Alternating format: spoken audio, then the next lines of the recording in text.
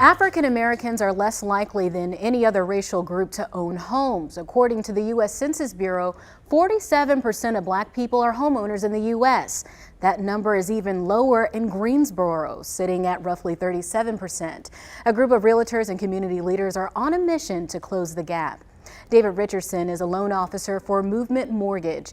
For the past 2 years, his company has traveled the country hosting events to help people in Black and brown communities get the information they need to become homeowners. This month, the group is making a stop to Greensboro for their Grab the Key event.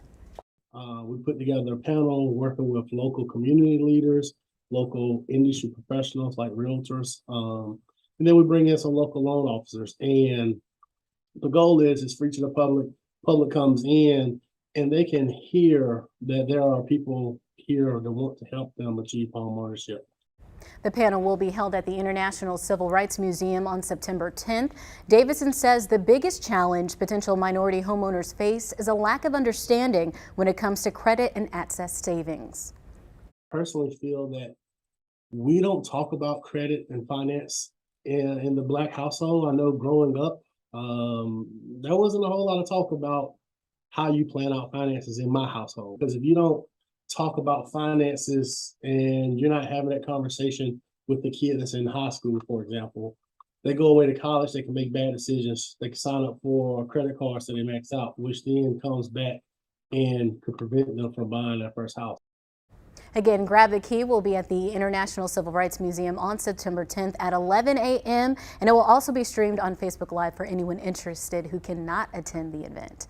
I think that this is great that they're doing something like this because there is a lot of misinformation out there. He said he really wants to debunk some of that barbershop or salon talk that people have, like, well, my grandma said this or my mom said this about home ownership, when things have changed so much in the last 10 to 15 years. So making sure people get the information that they need. It's access to information sometimes. Sometimes it's just having someone reach out. And I think he's right. The younger you can do that, the better. I know even with my own kids, you don't, when you're coming up, you don't know what a mortgage is, you don't know what insurance is and all that. And I remember one of my kids especially had this interest in it, and I started telling him how it works. Now this kid is opening up a investment account. Wow. At 18 years old, he opened an investment account, and I think that's great. That's the way it should be. I think anytime that you can help people understand more about home ownership. I mean, I don't own, and I think maybe the intimidation is part of the reason, and the misunderstanding and all the ideas that I have about what home ownership means versus what reality is. I mean,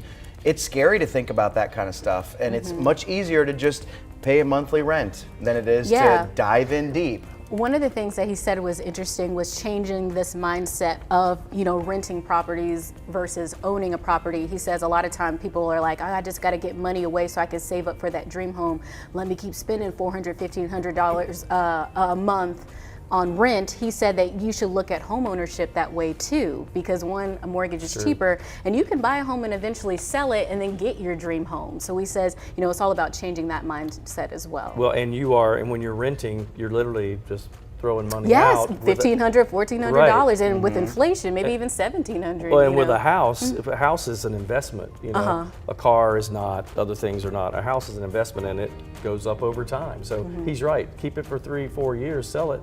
Then you're really jumping up to another level. And one of the things that scares me about home ownership is I've seen this play out many times before with friends who own homes is when there is a big problem in the house. Yeah. And then you've got to pay for it. Yeah. And then you end up catching up to the people who are renting just because you have to spend $20,000 to get fill in the blank fixed. Well, you have to be committed, right? To me, 10 years in a home, then you can jump to the next level. But you will never, somebody who rents for 20 years is going to waste a lot of money compared to what they